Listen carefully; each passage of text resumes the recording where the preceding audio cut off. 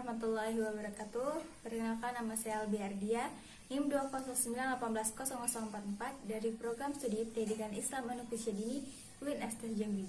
Di video ini saya akan memaparkan materi mengenai pertumbuhan, perkembangan, dan kematangan anak usia dini. Selamat menyaksikan. Pertumbuhan dan perkembangan anak merupakan hal yang berbeda.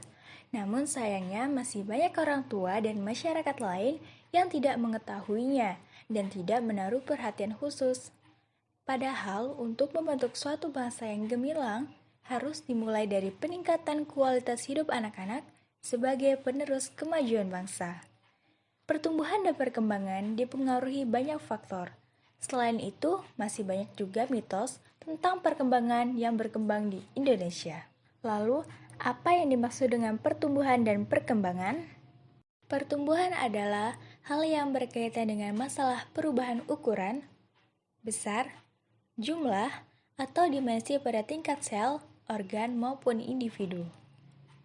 Perkembangan adalah pertambahan kemampuan struktur dan fungsi tubuh yang lebih kompleks.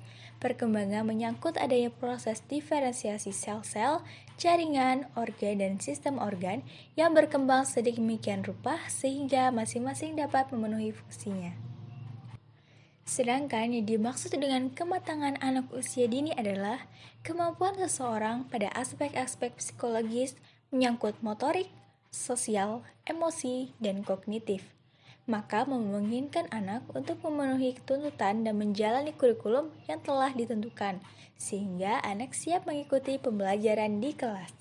Faktor penting yang mempengaruhi tumbuh kembang anak. Yang pertama, pola asuh orang tua. Pola asuh orang tua merupakan faktor yang mempengaruhi perkembangan anak usia dini. Sejak dini, anak-anak yang mengalami salah pola asuh akan mengalami berbagai macam masalah psikologi seperti takut bertemu orang lain, tidak percaya diri, mudah merasa takut, dan khawatir serta berbagai masalah lainnya. Yang kedua, lingkungan sekitar. Anak-anak membutuhkan orang dewasa untuk dapat membedakan mana yang baik dan buruk.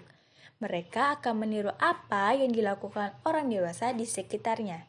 Jika anak tidak dikeluarkan dari lingkungan yang buruk, mereka akan terus mengira gaya hidup yang buruk adalah yang paling tepat untuk mereka. Yang ketiga, nutrisi dan gizi yang diberikan. Tubuh yang mendapatkan nutrisi dan gizi yang baik senantiasa sehat, dapat tumbuh dengan optimal. Anak-anak yang mendapatkan cukup perhatian dalam hal nutrisi dan gizi bisa terhindar dari masalah kekurangan gizi hingga masalah kesehatan lainnya. Yang keempat, permainan dan tontonan. Hal ini dikarenakan permainan dan tontonan dapat memberikan pengaruh pada kecerdasan pikir dan visual anak.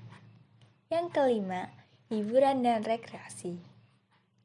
Rekreasi seperti mengajak anak melihat-lihat pemandangan sekitar rumah, pemandangan alam yang hijau, pegunungan, atau hal sederhana seperti memasak bersama, serta pergi ke pusat bermain, sudah dapat merangsang perasaan bahagia anak-anak. Mitos mengenai perkembangan anak. Anak terlambat bicara.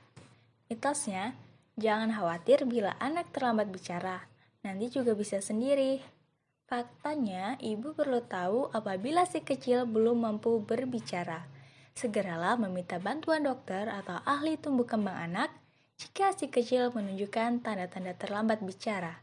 Penanganan sejak awal bisa membantu menentukan apakah si kecil memiliki masalah tumbuh kembang. Dengan begitu, ibu dapat mengetahui cara penanganannya. Yang kedua, alat bantu berjalan untuk anak.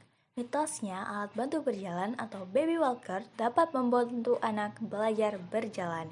Faktanya, menurut American Academy of Pediatrics, baby walker sebenarnya justru berbahaya. Si kecil bisa mengalami celaka sebab ia tidak bisa melihat kakinya sendiri ketika menggunakan baby walker.